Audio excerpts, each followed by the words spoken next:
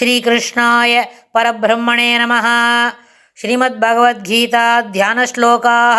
நமோஸ்து தே வியாசவிசாலபுத்தே புல்லாரவிந்தாயத பத்ரநேத்ர ஏன த்வயா பாரததைரபூர்ணः பிரஜ்வாலிதோ ஞானமயப்பிரதீபः பிரபன்னபாரிஜாதாய தோத்ரவேத்ரைகபாணயே ஞானமுத்ராய கிருஷ்ணாய கீதாமிருததுஹே நமः.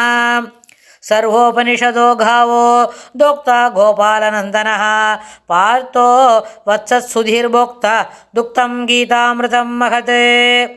वसुदेवसुतं देवं कंसचाणूरमर्दनं देवकी परमानन्दं कृष्णं वन्दे जगद्गुरुम्. அடுத்தது 8வது அத்தியாயத்தில் 17வது ஸ்லோகம். சகஸ்ரயுக பர்யந்தம் அஹர்யத் பிரம்மணோ விதுஹு ராத்ரிம் யுகசகஸ்ராந்தம் தேஹோராத்திரவிதோ ஜனாः. சகஸ்ரயுக பர்யந்தம் அஹர்யத் பிரம்மணோ விதுஹு ராத்ரிம் யுகசகஸ்ராந்தம் தேஹோராத்திரவிதோ ஜனாः.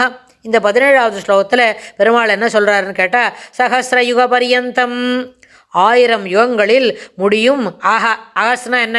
பகல்.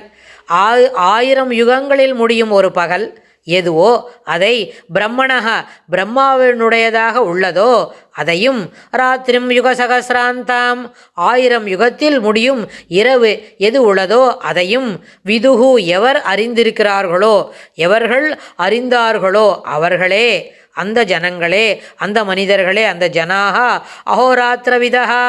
அஹோராத்திரம், அஹோராத்திரம்ன்றது என்ன? ராத்திரியும் பகலும். அகசுனா பகல், ராத்திரினா இரவு அப்படின்னு சொன்னால், ராத்திரியும் பகலும் ஒருத்தருக்கு தெரிஞ்சிருக்குது அப்படின்னா அது யார் யார் இருக்கணும்? 1000 யுகத்தில் முடியும் ஒரு பகல், 1000 யுகத்தில் முடியும் ஒரு இரவு. அது பிரம்மாவோட பகல், பிரம்மாவோட இரவு. அது யார் தெரிஞ்சுக்கிறாளோ அவளுக்கு, இப்போ அவளுக்கு தான் என்ன அர்த்தம்? ராத்திரி பகல் தெரியறதுன்னு அர்த்தம். என்ன இப்போ ரொம்ப பெரிய விஷயமா இருக்கு போல் இருக்கே. 1000 யுகத்துக்கு ராத்திரி வரைக்கும் திருப்பி தெரியாது அப்படின்னு சொல்கிறாரு இந்த பெருமாள் அப்படின்னு நம்ம யோசிக்கிறோம், பெருமாள் இப்படி சொல்கிறாருன்னு. ஆனால் முன்னாடி ஸ்லோகத்தில் 16வது ஸ்லோகத்தில் என்ன சொல்லி கொடுத்தாரு? எந்த உலகத்துக்கு போனாலும், பிரம்மா உலகத்துக்கு போனாலும், இந்திரலோகத்துக்கு போனாலும், இன்னபர உலகத்தில் போனாலும் போயிட்டு என்ன பண்ணணும்? நம்ம பண்ணியிருக்கிற சத்காரியங்கள், சுப காரியங்கள், அதாவது சுகம் அனுபவிக்கிறதுக்கு ஏற்புடைய செயல்களை செய்திருந்தால் அந்த செயலெல்லாம் செய்த பிறகு என்ன ஆகும்? அது முடிஞ்சிருத்து, செய்துட்டோம், இந்திரலோகத்துக்கு போனோம், இதை செய்துட்டோம், தேவலோகத்துக்கு தாண்டி பிரம்மா லோகத்துக்கு போனோம் அப்படின்னு சொன்னால், மின்னல் உலகத்துக்கு போனோம். எந்த உலகத்துக்கு போனாலும் அந்த உலகத்தில் நம்ம பண்ணின புண்ணிய கர்மங்களுடைய என்ன பலன் தீர்ந்து போச்சுன்னா அங்கேருந்து என்ன பண்ணுவா? தேவலோகத்தில் இந்திரலோகத்துலேருந்து தலை குப்புற கீழே தள்ளி விட்டுருவா. அதனால் எங்கே போனாலும் திரும்பி தான் வரணும். நம்மளோட கர்மாவை அனுபவித்து புண்ணிய கர்மாங்களை செய்து புண்ணியத்தை சேர்த்துக்கணும். அப்புறம் கர்மாவை விடாது செய்து என்ன பண்ணணும்? பாவங்களை குறைச்சிக்கணும்னு சொன்னால் அதற்கு இடம் இந்த பூமி தான், பிருத்திவி தான். பிருத்திவியில் இருந்தால் தான் நம்ம நல்ல காரியங்களை பண்ணி நம்மளோட கர்மாவை தித்துபாடு பண்ண பிறகு மோட்சம் அடையிறதுக்கு என்ன வழி, முக்தி அடையிறதுக்கு என்ன வழி அப்படின்னு ஒரு முயற்சி செய்ய முடியும். அங்கே இந்திரலோகத்திலேயோ சந்திரலோகத்திலேயோ என்ன பண்ண முடியாது, அதெல்லாம் முக்தி அடையிறதுக்கு வழியெல்லாம் அங்கே முயற்சி பண்ண முடியாது. அதற்கெல்லாம் அங்கே வழி கிடையாது. அங்கே போனால் என்ஜாய் பண்ணலாம், யூ ஷுட் கம் பேக். என்ன back to the square number 1 அப்படின்னு இருந்துகிட்டே இருக்கும். அதனால் இதிலேருந்து வெளியில் வரணும்னா நம்மளோட ஸ்ரீ வைஷ்ணவாளுக்கில் என்ன சொல்லி கொடுத்துருக்காரு ஆச்சாரியர், நம்ம பகவத் ராமானுஜர் என்ன சொல்லி கொடுத்துருக்கார்? ஜெகதாச்சாரியர் இல்லையா? என்ன சரணாகதி பண்ணு. அப்பா சாமி என்னால் இது முடியாது, இது ரொம்ப கஷ்டமாக இருக்குது, போயிட்டு இங்கேருந்து பாதி ஷண்டிங் மாதிரி நடுவில் வந்துடுறது, நீ என்ன பண்ணணும்? என்னை உங்கள்கிட்ட கூட்டின்னு போகணும், அதுக்குண்டான புத்தி எனக்கு கொடு. அதுக்கு என்ன புத்தி? இந்த மாதிரி பெருமாளே சொன்னார், ஓங்கார ரூபமாக பெருமாளை சேவிக்கணும், அது உள்ள அந்த யந்திராரூடனாக இருந்துக்கணும், தலை வழியாக பிராணனை நிறுத்தி விடணும். என்னப்பா இதெல்லாம் அவ்வளோ சுலபமாக வருமா? அதுக்கெல்லாம் இந்த ஜீவன் பழக்கிக்க வேண்டாமா அப்படின்லாம் நினச்சிட்டோம். அதுக்கு நம்ம ஆச்சாரியர் என்ன சொல்லி கொடுத்தாச்சு? தடால்னு காலில் விழுந்துடு, சாமி என்னால் இது மேலே பண்ண முடியாது, இதுவே இவ்வளோதான் இருக்குது, இதுவே ரொம்ப கஷ்டமாக இருக்குது, தயவு பண்ணி எனக்கு இப்போவே சரணாகதியை பலிக்கிறதுக்கு முயற்சி செய்யணும், நான் சரணாகதி பண்ணிக்கிறதுக்கு எனக்கு ஒரு புத்தி கொடுக்கணும், ஆச்சாரியர்கிட்ட போய் அப்படின்னு விஜாபிச்சு நின்றாக்க ஆச்சாரியர் பெரிய மனசு பண்ணி நம்மளுக்கு சரணாகதி பண்ணி கொடுத்தாகும். சரணாகதி ஆச்சாரியர் மூலமாக பண்ணினா இந்த திரும்பி வர பிஸ்னஸே இல்லை.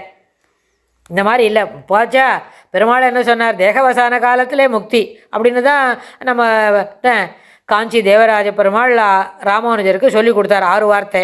அதில் ஒரு வார்த்தை, ஒரு சென்டென்ஸ் இதான்: தேகவசான காலத்திலே முக்தி. இந்த இருக்கிற தேகத்தில் சரணாதி பண்ணி சொல்லிச்சுன்னு சொன்னால் அது முடிஞ்சவனே சரீரத்தை விட்டு கீழே தள்ளி டவாலும் கிளம்பிச்சுன்னா நேராக அடுத்த 2 நிமிஷத்துக்குள்ளே அது ஸ்ரீவைகுண்டத்துக்கே போய் சேர்ந்துடும், பரமபதம். அப்புறம் அங்கே போனால் என்ன நடக்கும்ன்றத மட்டும் நம்ம இன்னொரு பதிவில் பார்க்கலாம்.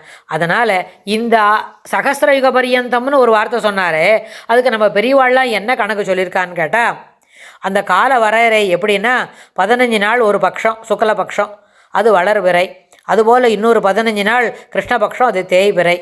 2 பட்சம் கூடியது 1 மாதம்.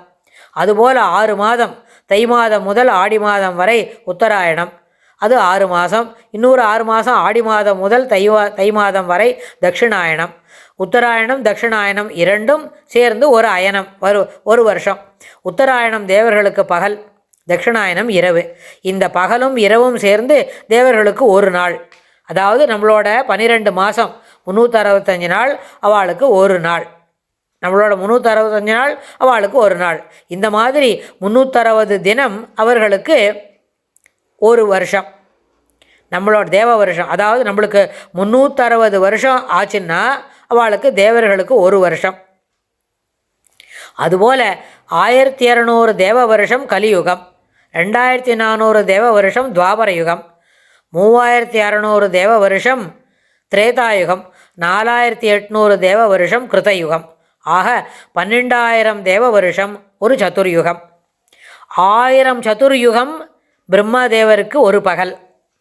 இப்போ தெரிஞ்சிருக்கோம் அந்த கதைன்னு நினைக்கிறேன். 1000 சதுர்யுகம் பிரம்மதேவரின் ஒரு பகல். அதுபோல் 1000 சதுர்யுகம் பிரம்மதேவரின் ஒரு இரவு. இந்த மாதிரி அவருக்கு 100 வயது. இதற்கு பரம் என்று பெயர். இந்த மாதிரி ஒரு நாள் இல்லை, 1000 சதுர்யுகத்தில் இருக்கிற ஒரு பகலை தெரிஞ்சின்றவன் தான் ராவும் பகலும் தெரிஞ்சின்றவன் அப்படின்னு பெருமாள் இந்த ஸ்லோகத்தை சொல்லி கொடுக்குறார். அடுத்த ஸ்லோகத்தில் இன்னும் என்ன சொல்கிறாருன்னு நம்ம பார்க்கலாம். ஸ்ரீகிருஷ்ணாய துப்யம் நமஹ.